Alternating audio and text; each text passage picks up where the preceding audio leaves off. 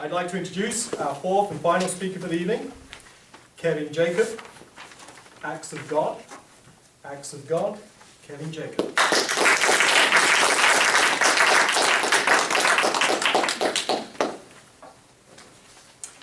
Thank you, Mr. Toastmaster, fellow Toastmasters, and our honored guests. So, in light of the recent events on the East Coast, Hurricane Sandy, also referred to it as a northeaster, I want to take some time tonight and talk to you about my last job with the phone company. I worked for AT&T, I still do. But my last job with the phone company, I was in a group, it was basically a special forces entity within the company. It was called Network Disaster Recovery. And the whole purpose for this outfit was to deal with situations like Sandy. We all remember Hurricane Katrina a couple years ago. Earthquakes in Chile, Haiti, the floods in Nashville, the fires in California, the miners in Virginia. Remember that one? This group within AT&T is a very small core group, but their whole purpose in life is to respond to these catastrophic events to the extent that they impair our network or our capability to run the network. So, strategically located throughout the U.S., there's about 5 warehouses that are equipped with trailers, tractor trailers, that have, there's actually $500 million worth of equipment out there mounted on trailers that are sitting at the ready. So if something like what we saw this past week should occur and it impacts our network, the role of this group is to dispatch and to temporarily restore the network, basically a patch. And the whole point of NDR, Network Disaster Recovery, is to deploy when the events are such that they overwhelm the capabilities of the normal operating procedures. All parts of the business have processes in place to respond to outages, if you will. But when it's of such a magnitude that it just completely overwhelms a particular area, that's where this team comes in. So within NDR, I had responsibility for what the phone company refers to as layer 4, or switching. And I won't, in the interest of time, I won't get into all the other layers, but it's a hierarchical system that basically breaks down the function of the network. And layer 4, for all intent and purpose, is basically voice. When you make a voice call, that requires the layer 4 component of the network. So if Andrew, for example, were to call me, layer 4 is also referred to switching.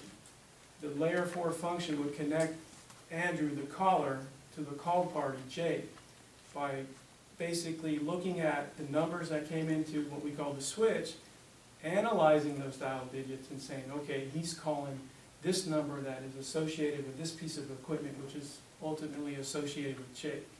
The switch in and of itself doesn't know anything about Jake. The phone company's billing system knows about Jake, of course, but the switch doesn't. It just knows there's a piece of equipment out there that is associated with that phone number. So that's effectively what a switch is. If Andrew is calling me and we live in the same neighborhood, we're neighbors, the same switch would serve both of us. If Andrew, sorry, I'm using you as an example. If Andrew were calling a relative back home in England, his call flow would traverse many switches. And there's a lot of other elements that make up, that are part and parcel to connecting those two people. But the switch is ultimately the one that looks at the digits, translates the call, decides where to send it. So that was my role in NDR. With the entire corporation, I was the one guy that had layer 4 for NDR. So what is a switch? What does it look like? If you went into a central office, you would see frames and frames and frames and frames of what we call switching equipment, just mounted in these frames.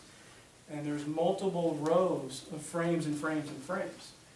So for the purposes of NDR, we took this equipment and we mounted it on trailers. So when something like Katrina should occur, and we have a smoking hole type of condition, a black hole, the switch is flooded. Electronics, by the way, don't work very well in water. You get a switch wet, it's done, it's toast. So we have all of this equipment mounted on trailers, and we deploy it. We get it to the site, now what do? So you have a black hole situation. 9/11 is a perfect example. AT&T lost the Lucent switch that was located in the North Tower. It was completely blown up, it was destroyed. How do you recover that? Well, you get your equipment as close in proximity as possible, and you access the fibers or the electrical cabling that's in the ground, so it's a manhole, you get into that, you splice into that, now you have access to that. Well, how do I get that into my switch?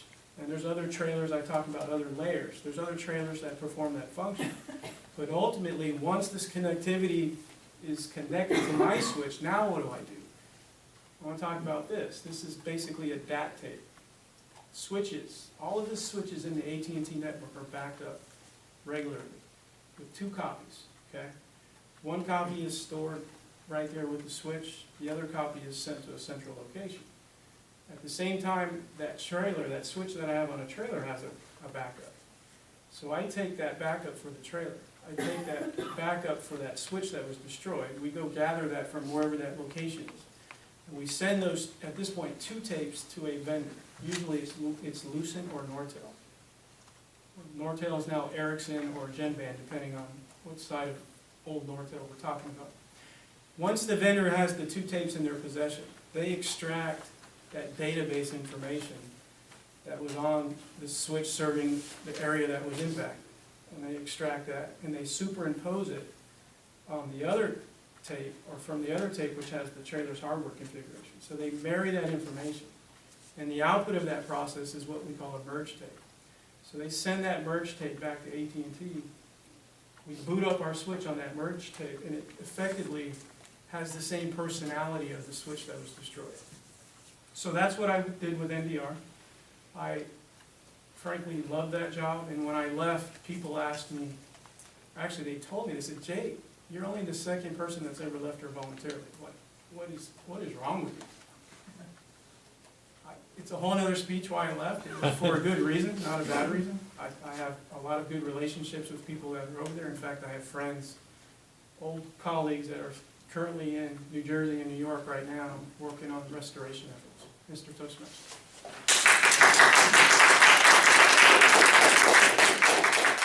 I call on Nicole Glasgow to evaluate Kevin Jacob.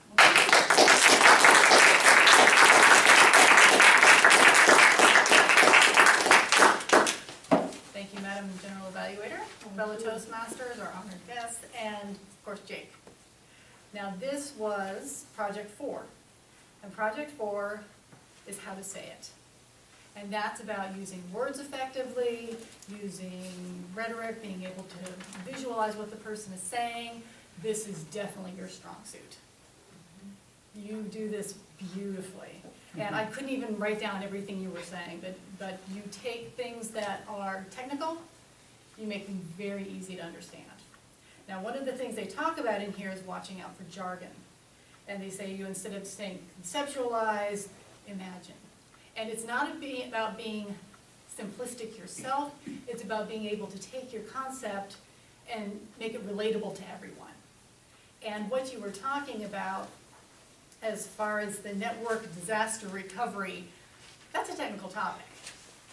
But the way that you described it made it very accessible, I think, for everyone.